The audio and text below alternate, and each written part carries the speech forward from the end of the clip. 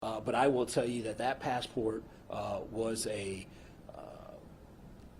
it was a passport that was issued to someone else that was in very close physical description that could really that she used because she looked very similar to that individual. So that was the fraudulent use of it, but it wasn't fraudulent in itself because it was issued to a specific individual. But she used that to board that flight a day after she knew there was a warrant issued for her arrest.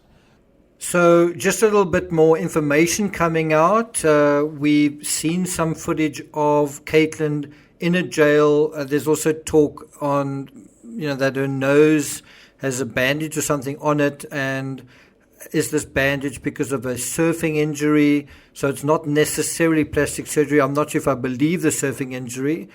It's also interesting that the marshals say how they tracked Kaitlin to where she was going. They say it was just old-fashioned police work, that I think Kaitlin filled in a form or something at the airport in terms of catching a bus from the airport to a hostel. I think they assumed that she would go to a hostel to make her money last longer, cheaper accommodation. That turned out to be accurate. The other thing that's quite interesting is that the Marshal doesn't say this in so many words, but he does say that the passport that Kaitlin used wasn't a fake passport, but that she used a passport fraudulently. So there's obviously a difference there.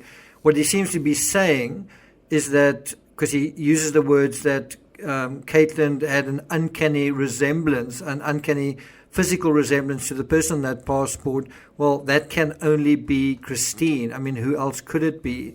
So one wonders how that came about. Does Christine know that her sister took the passport? Did Christine help her? Did Christine drop her off? Is Christine in any kind of trouble? Obviously, the marshals are being quite tight-lipped at the moment, but more information will obviously be coming out as this case progresses.